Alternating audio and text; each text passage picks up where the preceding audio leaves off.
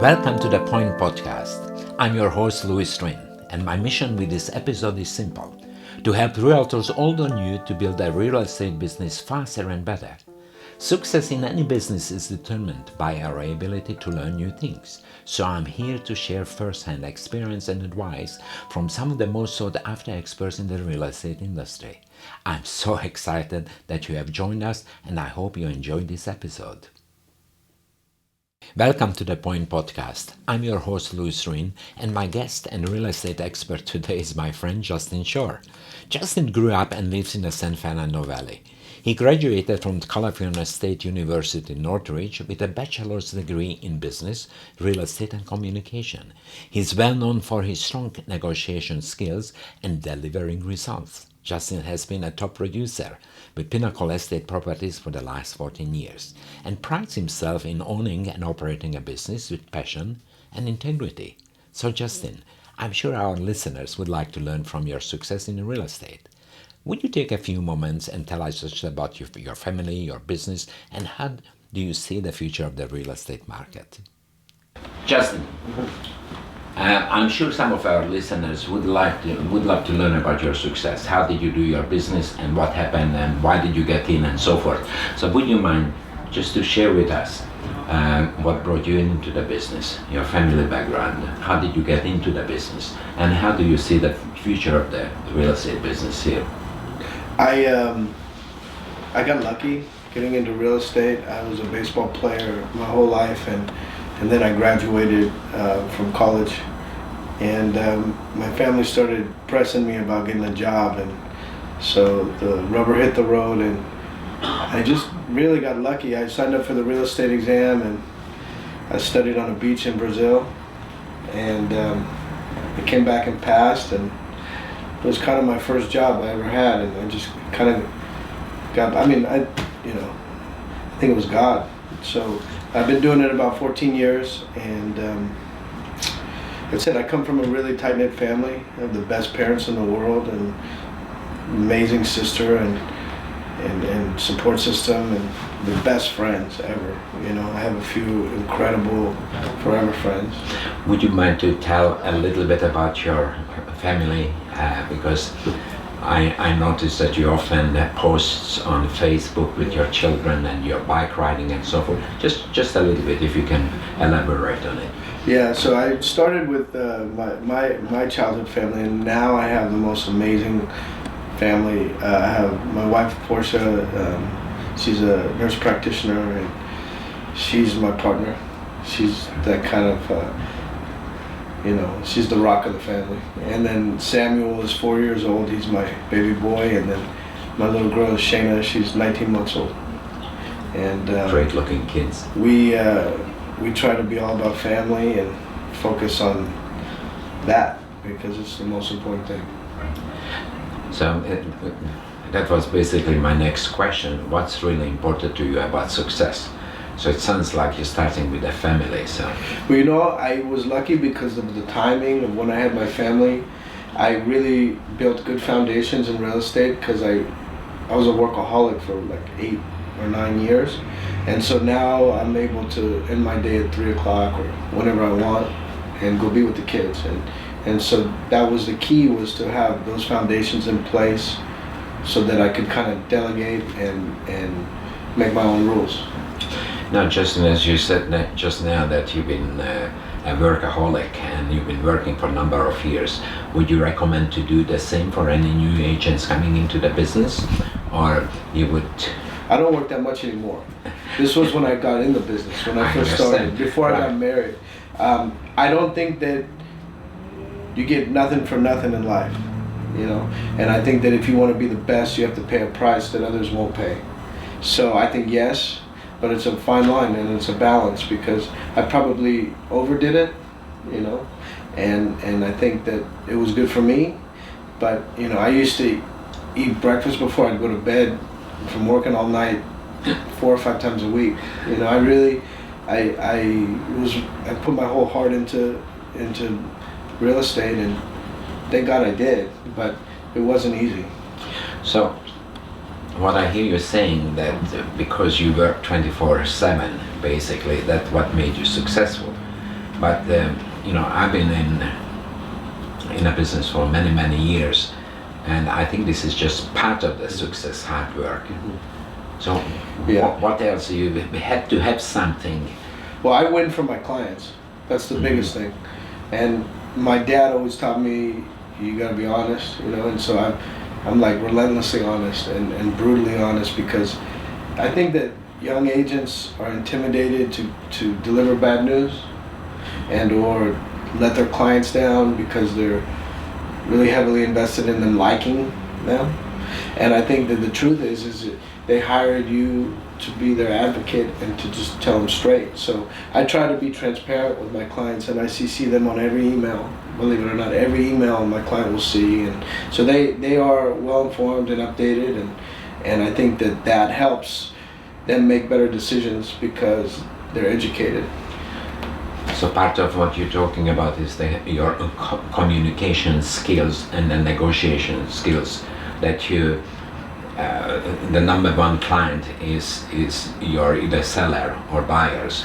Would you be able to tell me what would be the mix approximately between buyers and sellers? When I got in the business, it was mostly buyers, and Rick Stern, he's no longer here. This is his old office, actually. He helped me get started with that, and Brad Roth helped me a lot, and then over the years, it's turned into, I'm on the selling side probably about 70% of the time now. I'm a listing specialist. So I do represent buyers, but it's a little more rare. My team usually coordinates with buyers. I focus more on sellers. Talking about the team, I know Cameron. Do you have anybody else who is working with you? I have a great team. Great. Yeah, Tamara, Darren, Sarah, So you have a 2, 3, or 4 person. We do have a team, and everybody kind of has their own little responsibilities, and it's been good. It's been good. Now, how do you see the change in the market? So you've been in it 14 years, and well, I think the real estate, like everything else, is constantly evolving and changing. How do you see that? Did it change for the better, or what comment can you make on that? What's so weird is like the market and the news is really not indicative of my performance at all, ever. Like when they said that the market was going great, I was making less money, and when they say it's bad, I'm making more money. So I think the real key is to have good clients. I think your book of business being diverse is more important than anything. If the market's tanking, I'm making money. If the market's going up, I'm making money because I have such a wide range of clients. I have investors, I have owner users, I have kind of everything. So regardless of what the market does, I usually have deals going because I have great clients. Mm-hmm. And do you see that, a lot of people talk about recession and that kind of thing. So now if there is a recession, what you're saying that you're going to make more money, right? I mean, look, who knows, but I think I'm in good position. How did you perform 10 years ago, 2009, 2008, and 2010? I don't remember exactly. I mean, I could check the awards, but I know that it was like first 5 years was really difficult. I remember that it was like I made money. I was making 6 figures by the 3rd year, but I would go months without checks, and there was no consistent income. And then after 5 years, it was much more consistent, and I had a running business. And then after 10 years, it was pretty much like, you have an established business, and you just need to facilitate it. So it was a time thing. Right. Yeah. And now, obviously, Zillow, Redfin, and all these fintech companies, do you see any threat as far as for the regular real estate professionals? Or I think it's a threat, but I don't think that.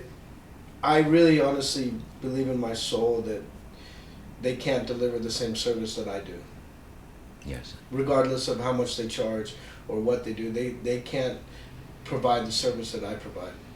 I think it's impossible. It's impossible. It's and impossible. And I mean, look, I'm sure there's people that will drink that Kool-Aid, but My smartest clients, they know why they pay me 6%. Right. It's because I deliver a service that Yeah. no one else can. Yeah. And not only, I mean, I can understand because, as I said, I've been in the business for so long, and if you don't take care of your clients, obviously you wouldn't be successful. Mm-hmm. So part of the success, you mentioned about integrity, you mentioned about honesty. Do you find that a lot of people in the business are not honest about, or as you said, that perhaps they're afraid to notify their clients with the bad news that the appraisal didn't come in, or whatever the case may be? We do business with all kinds of people. So I think the answer to that is yes and no. There's some real solid agents that I respect so much and that I've done, there's some agents that I've done like more than 10 deals with, believe it or not. And so I would say no for them, and then I would say that there are some agents that are unscrupulous, and there's some agents that take advantage and that they try to make as much as they can on each deal rather than create relationships, and those people just don't make it. Do you see that creating relationship between agents, between other agents? It's so important. Yeah. If I'm going in and representing a buyer and there's multiple offers, and I've worked with that particular agent in the past, it's highly likely I'm going to get the answers to the test, Mm-hmm. and or they're going to want to work with me. So there's so many deals I do based on relationship, and I think that people overlook that, and if you've done a deal with me, then you know how I work, and it's the same with them. When I have a listing and Brandon Half comes in, he's going to get the red carpet because Brandon and we know how each other does business, and I know what I'm going to get from him. Tell me something. How did you? Well, obviously, this relationship part of your growing over the years, and people trust you and so forth. But did you take any classes? You mentioned Rick Stern and some of the people in the Pinnacle organization. How do you get trained? What kind of trainings you prefer, or would you offer to any new agent? I really try to listen to people that I look up to and emulate them. And Rick Stern, Brad Roth, Dana Potter, Danny Ross, those are a few of the people that really helped me in my career. And I think that it's really important to be outside the box. I have a sales coach who I've worked with for 10 or maybe 11 years, and we talk about my deals, and in the beginning we talked about my shortcomings because I always in the beginning wanted my clients to like me. It was so important to me, more important than making money or closing the deal, And it is funny to look back, but when you're there and it's you, it's hard to see it and it's hard to look at it. So, I've really had to get out of my own way and do self-evaluating, and I really do try to get outside help with that because if you want to be one of the best, you have to have special tools. Sure. And so I've spent a lot of money and a lot of time, and I've taken my ego out of that so that I could get better at my craft because I'm a deal maker. And a good deal maker, they have to know themselves, right? Right. Do you attend any of these Tom Ferry or Buffini seminars or something? No. I'm a different kind of guy. I'm not very detail oriented. I'm not rah. I have my own thing, Sure. I went to Tom Ferry once and I lasted like an hour. It just wasn't for me. I know a lot of people are very successful with that. It's just not for me. Right. No, I'm not saying that this is what you should do, but once again, we try to find out how to train, not train, but what kind of tips we can My provide. suggestion would be for people to experiment and see what works for them, because I can't tell my team how to sell houses because if they did what I did, they would never sell a house, right? It just works for me, right? And whatever works for you wouldn't work for me. So everybody has to come up with their own recipe. Yeah. Let me ask you a question. This is nothing to do with real estate, but I bet, I'm a lender, and you get bombarded with lenders try to do business with you. What would you recommend to a lender how to approach realtors? Not you, but generally. That's a really good question because I get lenders trying to come at me all the time. Mm-hmm. I think in my experience, the reason why I have such a high rate of repeat business is because I connect with my clients. And it's not contrived. I don't like try to do it. It's just who I am. Mm-hmm. I connect with people. And I mean, delivering results helps, but having that camaraderie and that trust is really important. Absolutely. So I would say that if they have an opportunity to work with an agent that they want to work with, then they would, like overperform, over communicate, and really deliver. And I spent a lot of money on gifts. And Christmas time I spent I think I spent $7,000 sending baskets out. I just really, I say thank you a lot. I think it's really important for people to know that you appreciate them. A lot of the transaction today happening on online, right? Do you prefer your clients meet with your lender, or you don't really care about it? Again, I let them be their own artist. Mm-hmm. I don't control them, because I know that they're gonna find their way. They don't need my assistance. I really know that they know. So sure. I let them do whatever they want. It's kind of like a professional pitcher. Right. The team lets them do whatever they want. They don't have to practice whatever. As long as they pitch good, then they're gonna just keep getting paid, right? Right. So it's the same thing with my people. It's like I don't really care. As long as my clients aren't calling me upset, and as long as they close, then I don't care how they get there. Mm-hmm. It's very, very interesting because, as you said, there's so many different reactions you get from different people, and we are, such a wide variety of personalities and everything. So there's really, I try to help realtors, personally, but sometimes when I try to help, it backfires me, mm-hmm. because they tell me, "Oh, we don't need your advice," right? So, what would you recommend? What would be the 3 top things to recommend? So let's wrap it up. What would you say that the 3 top things what you would recommend to a new realtor, or even somebody who has been in the business but maybe struggling? I had a really amazing mentor, and his name was Francesco Barbarino, right? And he would always tell me not to waste any days. And when you look in the mirror, you gotta honestly know that you worked your hardest, and because this business, it's easy to lose track and to waste time, and he helped me not to waste time. Amazing. So that would be the first thing. The second thing would be to be honest with your clients and to educate them, because educated clients make good decisions. And if you don't explain things to them, and if they don't understand, then they won't make good decisions, because they're all emotional. And then the third thing I would suggest is to invest in yourself. Over the last 14 years, I've probably invested close to 7 figures into my business. And it's really helped. It helps to get me in the room. And then if I get in the room, it's likely the seller's going to sign with me. But it's my artwork and my marketing it's special, and I spend a lot of money to make it that way. Mm-hmm. And I think it really makes a difference. So basically, to repeat, honesty would you say that one of the most important thing? Yeah, I mean, if people smell BS, then they're gone. Right. They're gone forever. I would bring the second is to spend money on yourself, mm-hmm. and improve yourself every day if it's possible, and the third would be to work hard. So I don't know which one is the most important. I think they're equally number one. Right. They're all the same. Right. Justin, anything else you can think of that perhaps I missed? I was very honest with you. This is my first podcast.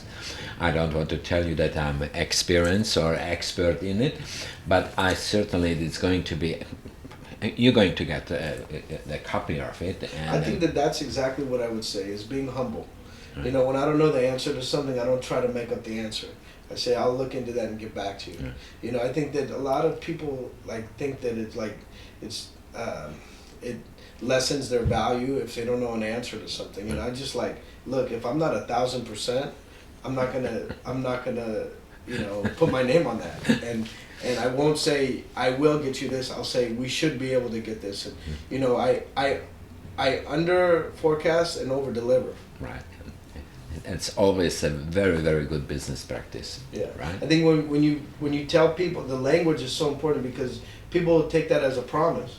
Like when you say, "Oh, we're gonna break the record," they're like, "Okay, well, Justin's gonna break the record, right?" If I say, "Look, if we do this stuff, we should be able to break the record," it's a lot different, Sure. and they won't blame you later.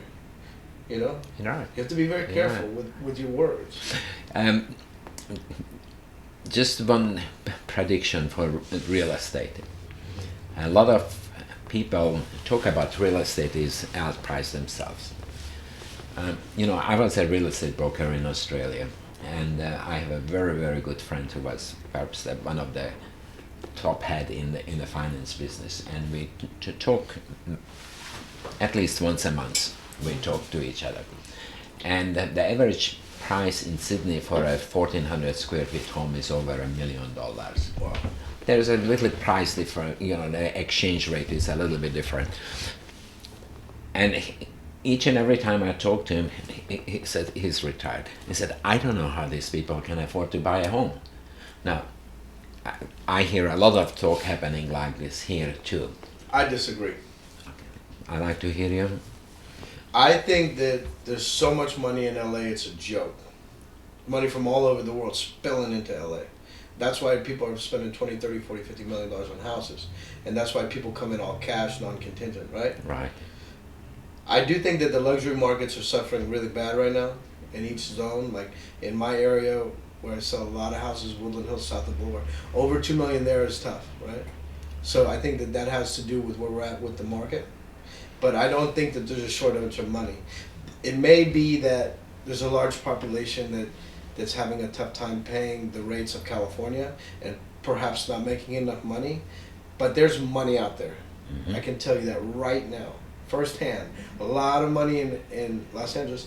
And I think a direct indication of that is some of the leases we do and how much people are spending on leases. I mean, we just did a $12,000 a month lease, Crazy. No, I'm just saying, that is an indicator, that there's a ton of money and people are coming and paying. I had another one, they just paid the whole year up front, and so I think that there's a ton of money and the smart money is probably not buying right now. I mean, deal to deal, but just overall, because the market's still high. And I think that when the market drops, you'll see people coming out of the woodwork that are already here now. Did you, obviously you haven't seen my posting this morning, but this morning I'm talking about how to buy 1 to 4 unit properties with no income verifications, right? And interesting statistics, which I'm saying in the video, that over 30% of the people are renters in the United States. So by finishing, I'm asking my question, is 35% of your portfolio consist of real estate or not? Because if not, buy real estate. And I strongly believe in real estate. My portfolio is mostly real estate because that's what I'm comfortable with. Right. The rest of it is like, tax deferred stuff that I put into my set. But I like owning real estate. That's what I know. Right.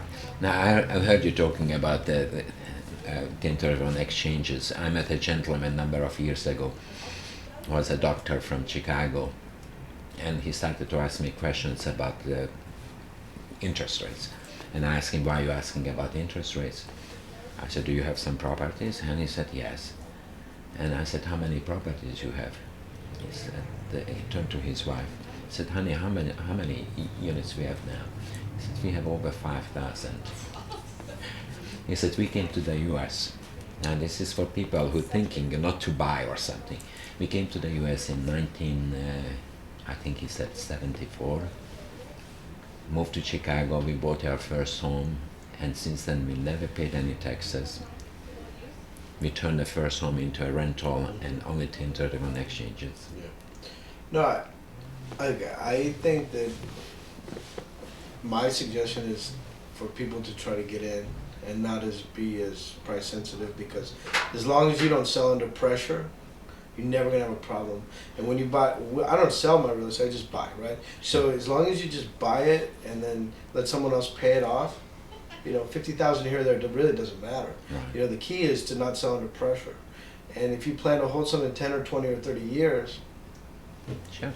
I don't see the big risk.